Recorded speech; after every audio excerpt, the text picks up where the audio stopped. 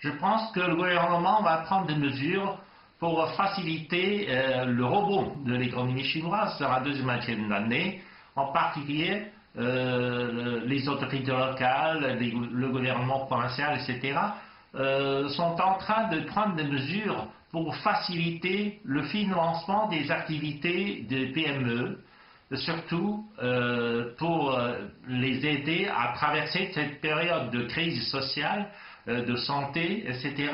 Il faut, par exemple, faire baisser le loyer, etc. Et ça, c'est en train de passer dans beaucoup de régions de Chine.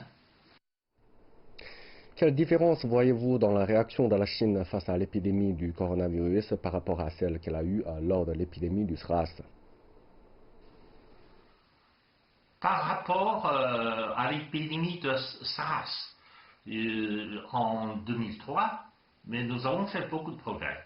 Bien sûr, cette fois-ci, par exemple, l'épidémie a été éclatée en janvier, puis nous avons aussi pris des mesures pour essayer de stopper l'expansion. Donc, la population a été arrêtée de voyager partout. Donc même au moment du Nouvel An, la population reste calme. Donc, et cette espèce d'isolement ou isolation du virus sert à arrêter la propagation de ce virus à travers le pays. Le cas d'infection, par exemple, de cette coronavirus comparé à l'expansion de SARS est sans comparaison. Donc ça aussi, nous avons fait du progrès.